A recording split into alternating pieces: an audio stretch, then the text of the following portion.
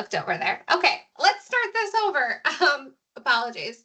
So I was muted. This is great. We're starting off strong here, Amanda. I'm Amanda Thiel. We're gonna go over today the CyberForce competition basics as well as other things. I lead the national lab side of the CyberForce program, which is led out of the Department of Energy's Office of Cybersecurity, Energy Security, and Emergency Response, or CSER for short. And we're going to go, like I said, over the understanding the basics.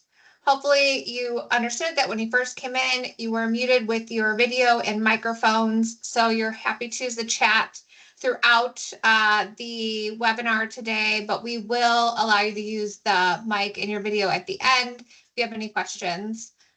Stephanie and Eddie are on, so they can also answer questions in the chat as we go along. Alrighty, let's get started.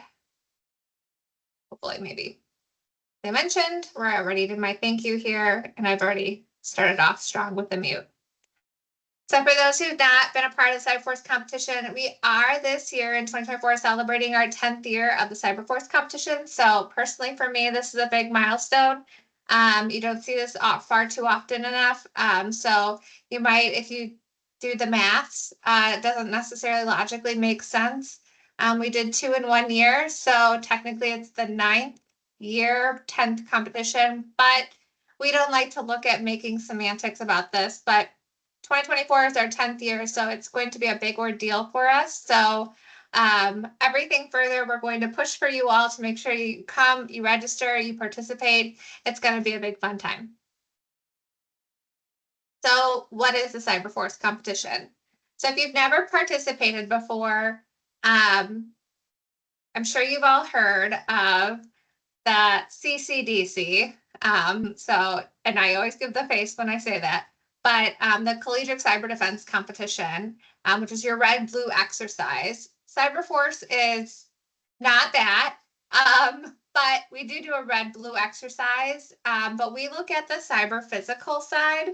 So we really try to give you a hands-on, realistic, but we look at energy-based scenarios to really help you understand that operational technology component, but we also incorporate lifelike constraints. So what sometimes people don't like is everything has to be free and open source, has to be done within our infrastructure.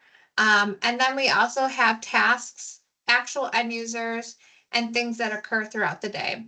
So we're not just a business system. You also have to take into account an energy component along with it.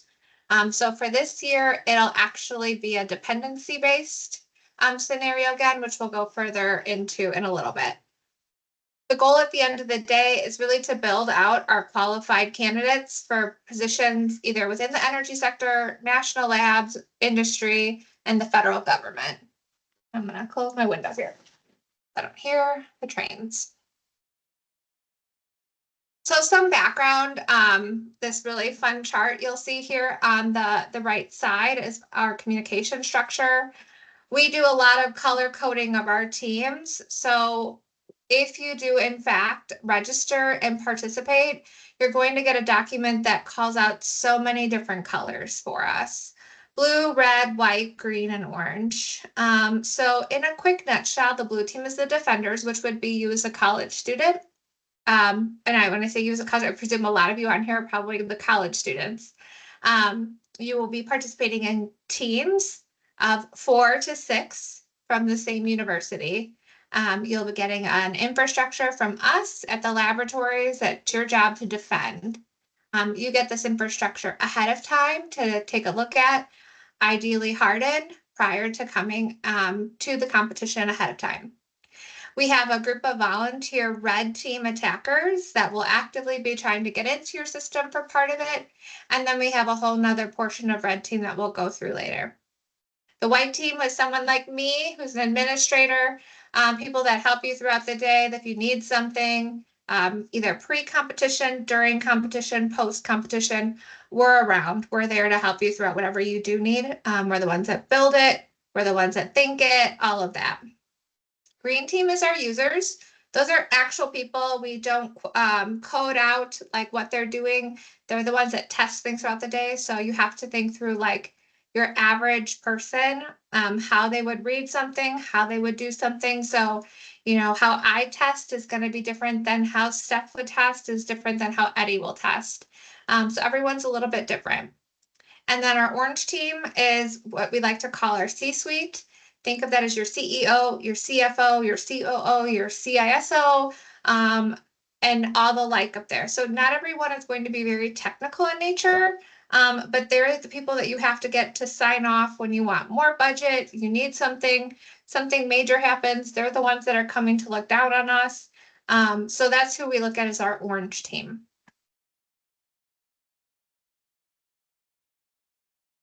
So historical view, when you think through, and I said this is our 10th year, here's our map, color coded to tell you when each state has ideally joined the CyberForce competition for us.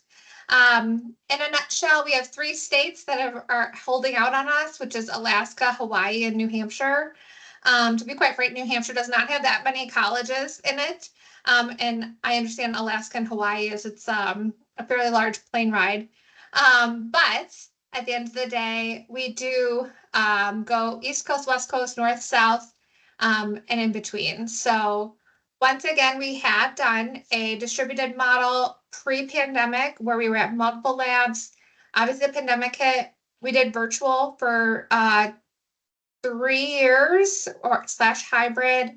And then we've gone back to in-person. CyberForce really is just one of those competitions that it is a lot of fun in person, especially that we're in a single location. You really get to meet everyone from all over, whether they're from Maine, California, Florida, Kansas, wherever, they all come to one single location together. So scenarios. As I mentioned before, our scenarios are not like Bank of Argonne got hacked, like, you need to keep it up and running or figure out what happened, yada, yada. All of our scenarios are built on an energy driven item. So we go through the plethora, as you can read here what we've done. Last year we did distribution of energy. So 2024, this year we'll be doing based on kind of a dependency. So it will be wind distribution to start, so wind generation, but then there will be some additive pieces of ensuring that you're keeping wind generation up in order to make sure that other pieces of your infrastructure are adequately getting the energy that's needed in order to keep things moving. So it's not just making sure that no one's getting in, but you will have to make sure that the wind is up and that the correct dependencies are getting what they need in order to be able to keep those next components going. So the right here, these pictures of the wind turbines and whatnot, those were from 2020. So you're not looking at any sort of like top secret things. But that's what you will do. Again, everything's done with groups or in teams of 4 to 6. So you're not doing anything alone. We do provide documentation. We have a 101 library that you can take a look at. So it'll go over kind of the basics of wind turbines, what you should expect.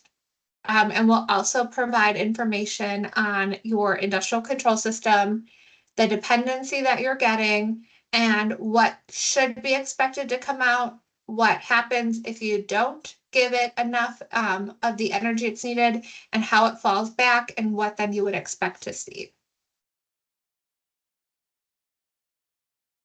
So scoring. We have 5 main scoring categories in CyberForce, similar to what you would see in a lot of others. We have our red team score, which looks at exploitability of vulnerabilities and vulnerabilities introduced in our build outs. So the first for exploitability or vulnerabilities. So there's obviously inherent vulnerabilities in the build outs we provide you. I mean, let's be honest. What kind of fun would it be if I gave you an entire infrastructure that had completely perfect everything? So our infrastructure that we build you is typically built in 2 different arenas, I guess I'll call them. One that we like to call our traditional infrastructure, and one that we like to call assume breach. And for those that I've already seen some names on here that I've seen before, can attest. Not everyone loves this method, but traditional infrastructure, your role prior to the competition is to find those vulnerabilities and harden them to the best of your ability within the rules. In the assumed breach side, your job, you can find all the vulnerabilities, but you are not allowed to actually harden them, fix them, edit them. You do not get any points for not hardening because that's part of what you'll do throughout the day. So our vulnerabilities that are there throughout the day will actually be something that then Red Team and you will communicate with throughout the day to actually have conversations with on how would you actually fix XYZ. And then you'll have that conversation back and forth. You'll actually fix it, show Red Team that you fixed it, and you'll receive points for it. Our blue team is on service uptime, so you'll receive X number of services that you'll be required to keep up throughout the competition on competition day. So in the scoreboard, you'll input them. We may require certain services to be on certain boxes. We may require certain services to have certain users. It depends on what it's required of you. So you'll have those up in the scoreboard. We typically give you the week prior to the competition as well to test those out, just to kind of see whether or not how you have them configured are working, aren't working. So that way then come Friday, when ideally you get to the Q Center, if you're still having issues, you can do a double check with someone in the room, see if there's just something wonky going on, or you can double check with us on the logs to see if there's an error that you're seeing. Green team, as I mentioned, are normal users. So that's typically our usability or our QA/QC. For those who don't know what QA/QC is, that's your quality assurance, quality control. So our green team will be testing the quality assurance and quality control factors, which I'll go into further in a little bit down the way. Orange team is our C-suite panel brief, which is pre-competition, and your security documentation pre-competition. And then our anomaly scores, which is our real world challenges and tasks. And all of this we'll go a little bit further into. So circa 2018, on the picture to the right, was our C-suite panel briefs. When we were distributed pre-pandemic, we did these in the room where you would leave the competition and you would say it for 5 minutes before. Think of this C-suite panel brief as your 5-minute elevator pitch. But we have now 100 teams. There's just not enough time in the day to honestly do that. So we've moved this to pre-competition material. So what this does is we're asking teams to really think through your soft skills. So number one, for people who hate this, you're very welcome. I think soft skills are so necessary in the world. But the C-suite is a time for your team to experience having to explain real world examples of challenges in the workforce. So we give you an example or scenario for an event. It has absolutely nothing to really do with your infrastructure. It has nothing particularly to do with what may or may not occur on the day of for you in specifics. But your role will be to actually explain it to a senior level leadership that some may have great technical detail and some may have literally zero technical detail. And you'll have to articulate it to them in understandable layman's terms, either the breach that occurred, maybe why you need more funding, why you feel like your budget should go up, etc., etc. These are all done pre-competition in a recorded format where you can put them on YouTube, make it into a video on a box link, on a Dropbox, whatever the case is, based on what they're looking for. You'll do these prior to even getting your infrastructure. And I want to stress that because I think last year people got very confused on that. These have, like I said, nothing to do with your infrastructure. This is really looking at trying to make a well-rounded individual and team. So this really is looking at making sure You look at your speaking skills and how do we talk about a very technical topic to sometimes a non-technical audience. So then we have documentation, which again, I know not everyone loves. So this is your other end of your soft skills. So we had speaking, now we have writing.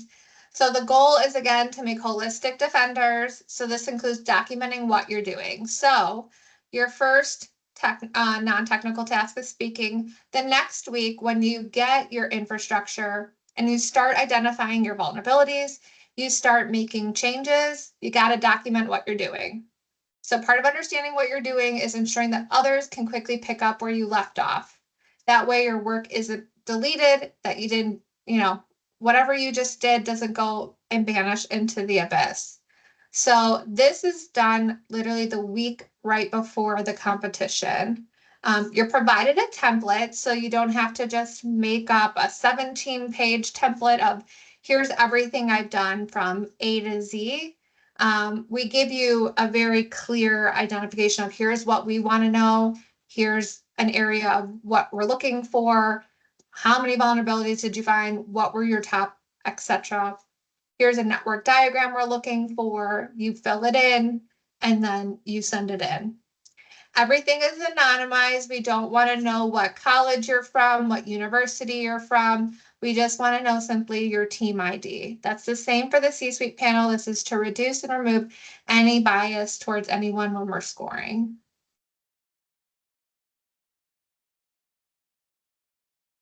Quality assurance. This is our green team scoring. As I mentioned, the old saying is your most secure computer is turned off and buried 6 feet underground. So our green team this year is going to be looking at quality assurance and quality control. And they've been doing this for the last several years. So you're going to be, when you get your infrastructure, provided a broken and very dysfunctional web page.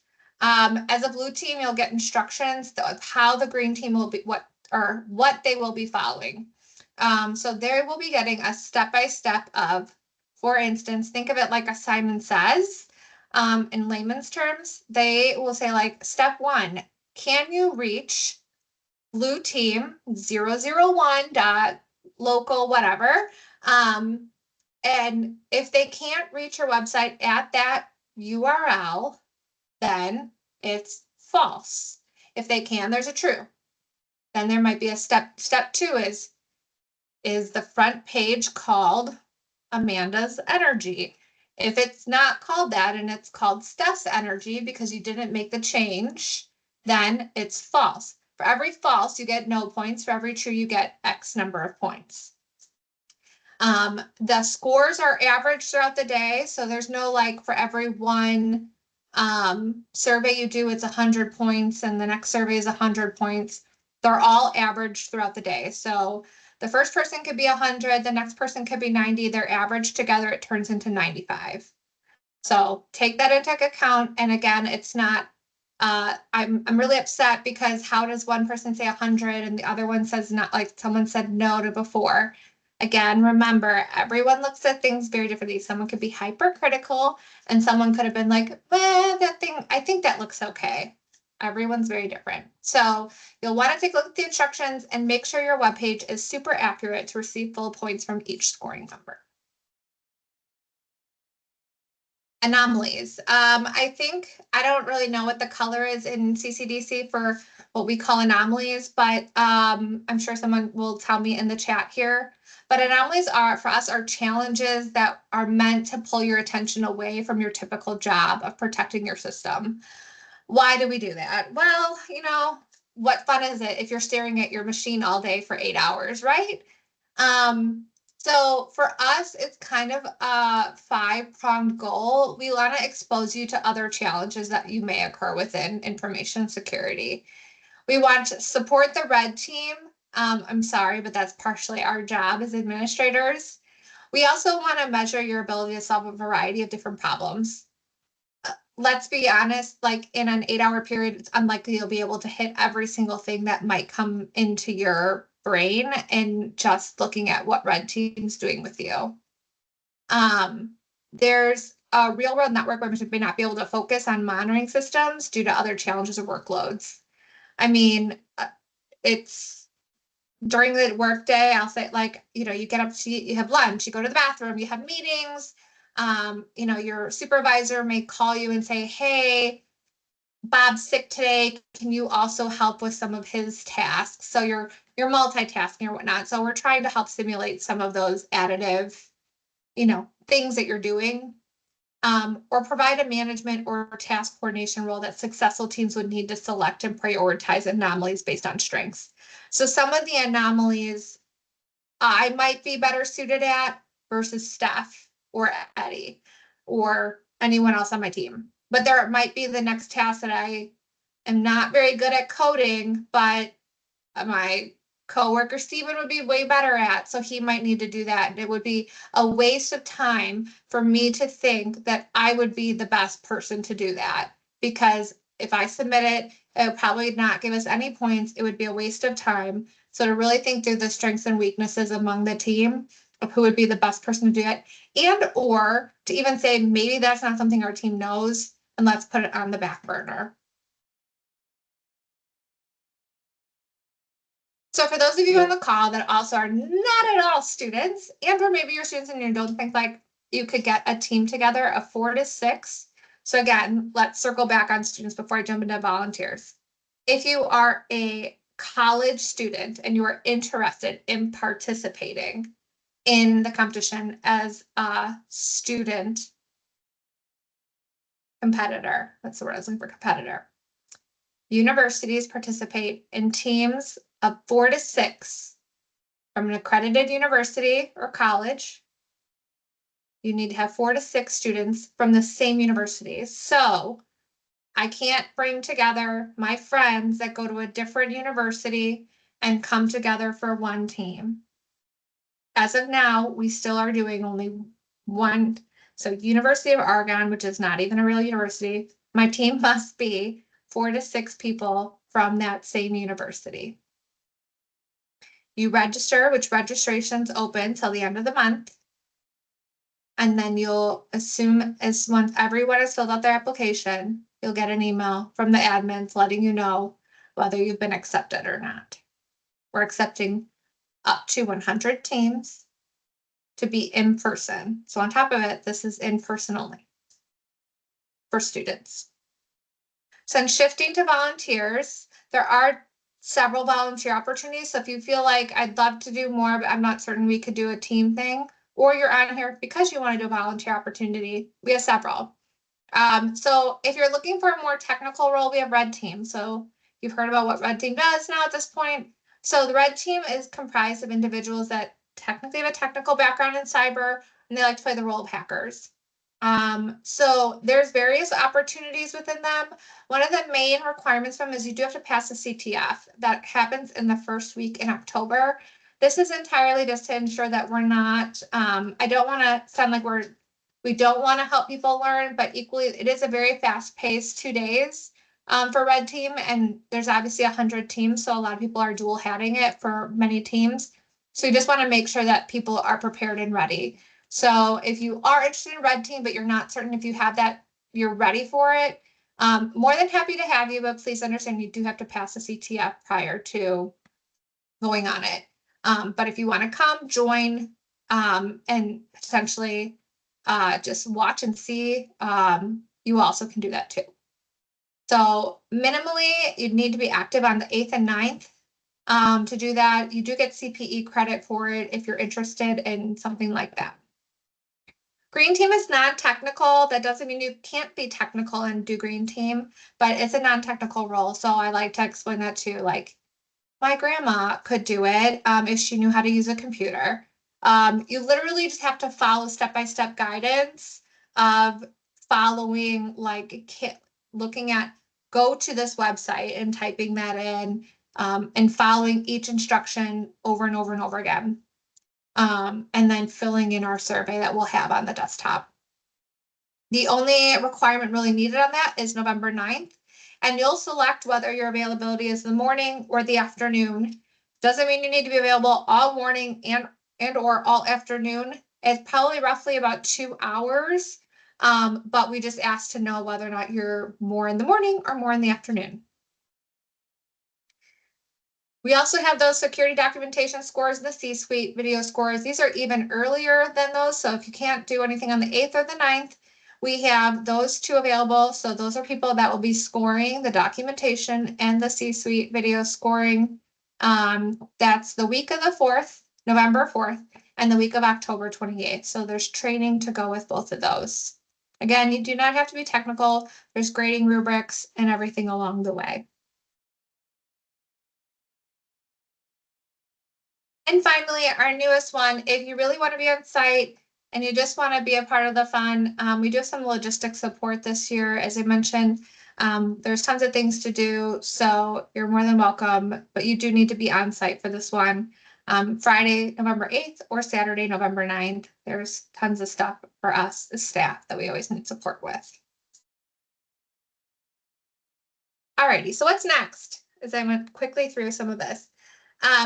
So CyberForce Competition for us is November 8th and 9th of 2024. That is a Friday, Saturday, for those of you that don't want to take a look at your calendar. So technically, the 8th is set up. That's when you check in for the competition. That's when you get a look at the room. That's when you get your chair. I don't assign you a chair. I assign you a table. That's when you get your t-shirt. That's when you can make sure you're set up and everything is ready to go.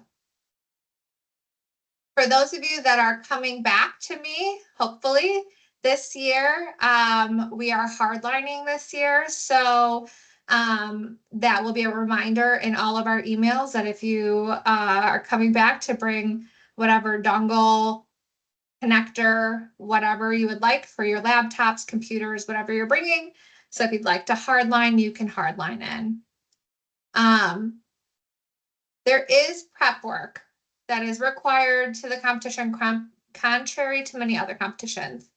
When I say required, again, it's a competition, so really nothing is required. You just don't get points.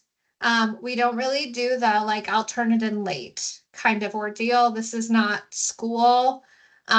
So, you know, for us equally and a lot of other people, this is our time too. So look at this as the amount of time you put into it is equal to what you get out of it. So even if you feel like, well, there's no way I'm going to be a top seeded team, I'd like to always push out that you ideally and hopefully will learn something new, even if it's something really small at the end of every CyberForce competition.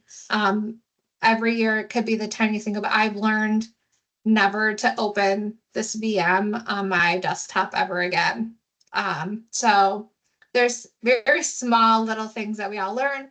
It very well could be like, I just made my new best friend from the many virtual years that I've been in CyberForce. I finally met them in person.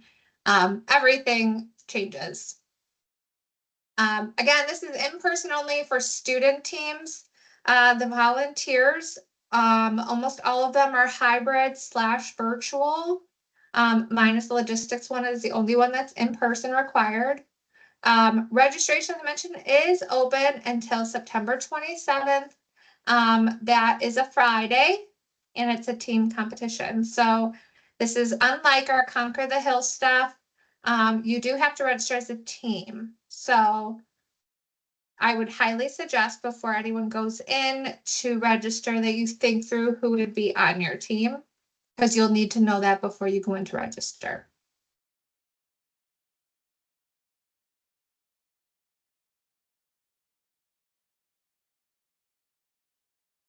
So slight registration change. I don't think this is a big change for some people, but for anyone who maybe didn't register last year, or maybe you're now the team captain or the team mentor versus not having been one in the past, you'll have to mentor captain are going to be the owners of the registration process. So initially, I should say, so you'll have to make a registration account for yourself initially.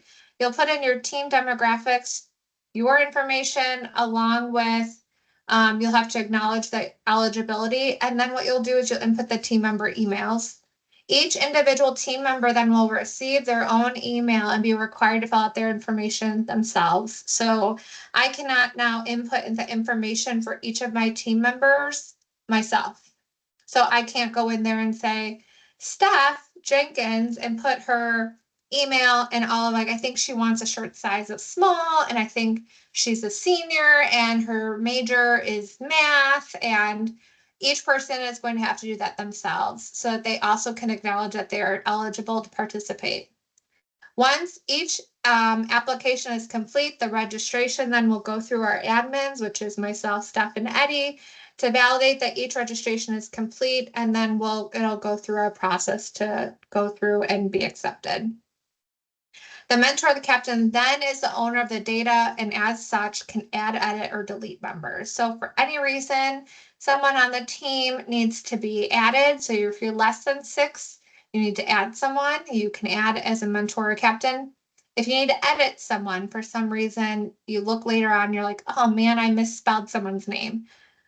Or they want to change their shirt size, or they now have a new dietary restriction, or they put that down and they didn't mean to, you can edit it. You can also delete team members. So all of a sudden someone gets sick, they change their mind, they have a new school requirement that they can't get out of. You can delete them and you can add someone else then. So instead of emailing me and then me being the owner of that and then accidentally forgetting or re-adding or whatnot, that is now on you all. So for those, the Q Center is the largest conference center facility in the Midwest. So we do have accommodations on site. There's also activities and recreation. So it's a fairly large facility. So the Q Center will have the entire conference space. There is places for people to stay if you want to stay at the Q Center, or there is a few hotels outside. Are there any questions? I feel like I missed. Oh, before I jump there, I also want to make sure I don't forget there is also really quickly, well, I guess we'll stop there first. I know there's a question first, so let me hop over. Let me stop sharing, I think. And let me allow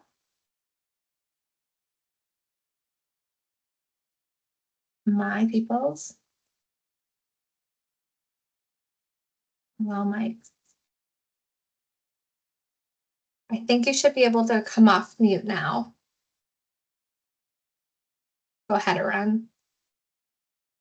Hi, Amanda. Nice to this is different one. I thought it's same thing like a over the hill kind of competition, but it's different competition. I understand. So I have a question because I am from National University, but it's an online university. I don't know how many team members are willing to come. Is it so? For example, is it 2 team members is okay in the competition, or it should be minimum of 5 people in the team? It has to be 4 to participate. Okay. And if that's the case, if I could not able to get any team thing, so is any way I can join with some other team members in some other places, from some other universities? Is the provision is like that? If I'm not able to get anybody from my university? So typically the requirement is that you have to be a part of your university. But if you want to reach out to us, we can see what accommodations or other things we can do to get you to be a part of the competition in some fashion That's in what I order wanted. to Yeah. see what we can do. But registration does through you said it is only through the like a group kind of thing. So still I can do the registration with single thing if my team members are not available or my university people are not available. How can I do the registration? No, so I would just Eddie or Steph can throw our email in there, our CyberForce email into the chat. And if you want to email us, we can find a method for getting you to be a part of the competition in some way. But I wouldn't suggest trying to start registration because it won't let you submit without having a minimum of 4 team members. That's what I understand because it's, and the final question is if I want to do some volunteer thing like a logistic or if I want to do red team or something. So if for that also we need to do the same registration in which is coming up in future. for registration for those things? Yeah, so any other volunteer stuff, the registration is a different form than the team registration. And I think again, Steph or Eddie probably can quickly grab that volunteer registration for folks if they're interested. So you will send on Friday, like those forms or links to the form. So where can we go to see all those things, volunteer forms or volunteer position, sorry, volunteer applications or the team applications? It will be it is on now, or it takes few days to make it available to the users. You can volunteer now. The volunteer forms are up and accessible. Okay. Can you, if you don't But mind, can you share the link? That's what my last question. That's it. yeah, we'll Yeah. get that up here on the chat here in just a minute. Thank you. Thank you, Amanda. Thank you Of very course. much. Okay, so I'm just gonna, besides my terrible not muting myself earlier. So I think Eddie answered your question, Michael. Yes, you can change your roster. I guess technically all the way up to competition week, if that's really what you want to do, if needed.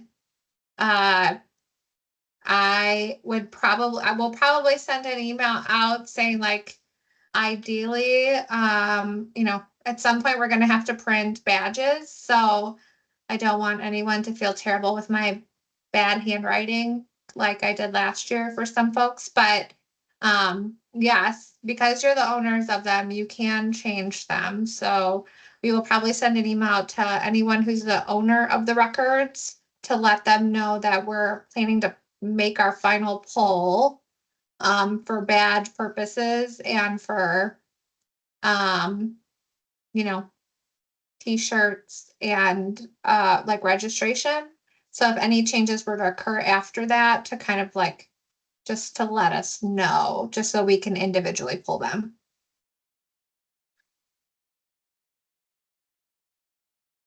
Cynthia, yes, it is. And it is online as well. Finally got around to putting it on the website. So I know I keep pushing Steph and Eddie, but that's what they're here for me. So they can send the link directly to the one online. And the wind turbine will be up tomorrow. But otherwise everything else is up to date.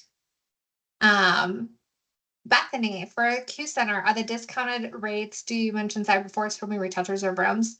If you're a student on a team, the link for the CyberForce block was within an email that was sent in an acceptance email to your mentor and or captain. If your team has not been accepted yet, then that has not gone out. If you're a volunteer and you're interested in staying at the Q Center, then we typically send an email in the next probably 2 to 3 weeks, just to gauge those people that are coming on site to see if there's any interest of staying at the Q Center. And then we'll also send that passkey invite to them.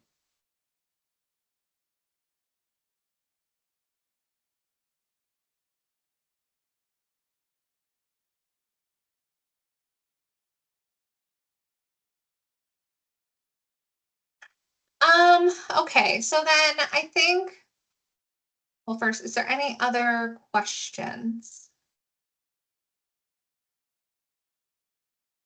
Okay, so let me clarify that too. Yeah, is it 2 days long, include overnight, or just 8 hours a day? So Friday again is really just a check-in. So I know we always say CyberForce is 8th and 9th. That's because we really, really, really encourage people to come on Friday to set up. I can't stress enough, coming on Saturday morning is hectic. And I can say that seeing several of past mentors and participants in here that I see right now probably could say the same. Like, it's nice to come on Friday, be able to, if nothing else, just like know, it's kind of like when you go to the airport and you get there way too early just to know that your gate exists. I'm one of those people, even though I know my gate exists, like I gotta go to my gate and then then I can go to the bathroom and then I can get food, but I gotta know my gate of B13 like exists. So it is Friday setup. You do get, I think we're overly generous on Friday. I think we give 9 hours for people. I think it's 11 to 8. It also includes dinner and an afternoon snack. And then Saturday is an 8-hour competition. And that starts 10 a.m. to 6 p.m. with opening remarks at 9:30. That includes breakfast, lunch, dinner, and 2 snacks throughout the day. I'm saying that and I'm only giving that face because I'm trying to remember what all I did. So I know it's a very long answer for you, George, but I hope that that answers it for you. Which is why I always put Friday on there. And Friday is a day packed of fun things for raffles for those people that are students. So Cynthia, if you do not stay at the Q Center, can we still take advantage of the lightning talks? Absolutely.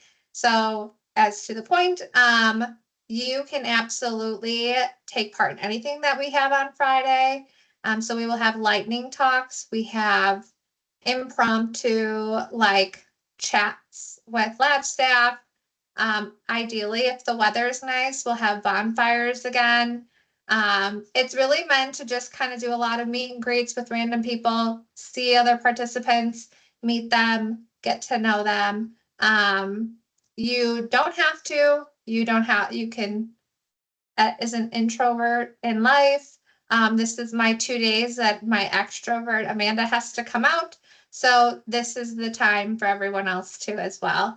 So, here's the agenda for 2 days. Just includes a lot of meeting and greeting and talking and getting simply a raffle ticket for doing it and hopefully winning something at the end.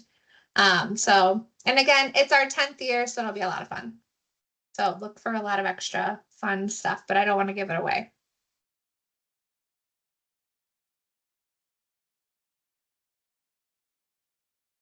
For those that have come several years in a row, the color this year is gold. Now, some people might care. So it's gold.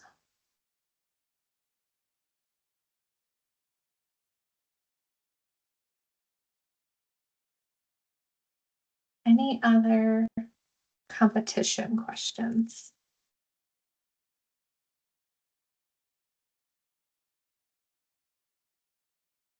Okay.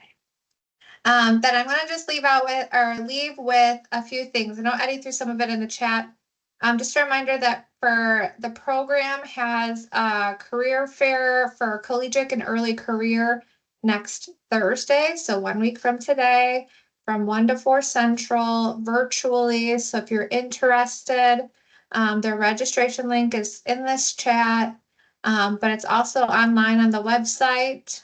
So take advantage of that. There's quite a few booths there this year. I'll be sitting at the Oregon one. And then, so never too early to think about a summer 2025 internship, am I right?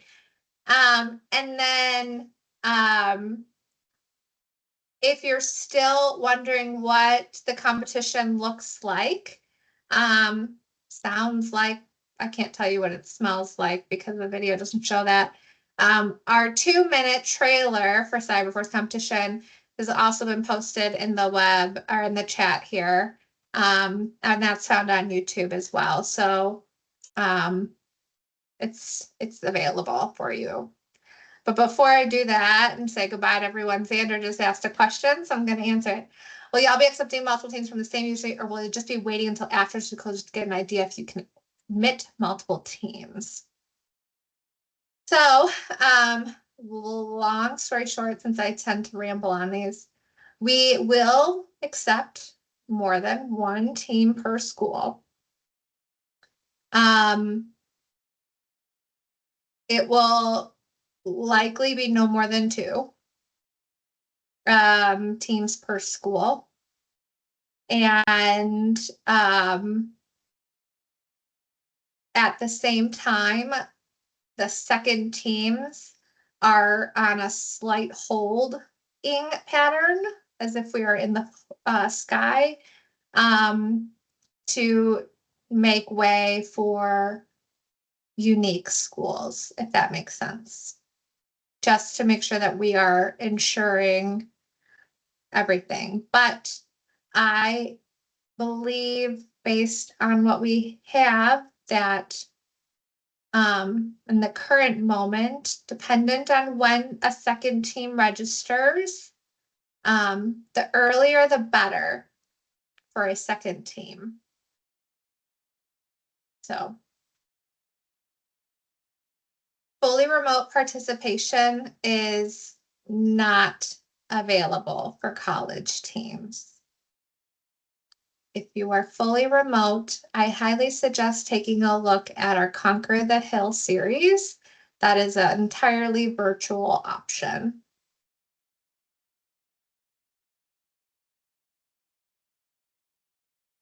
Alrighty.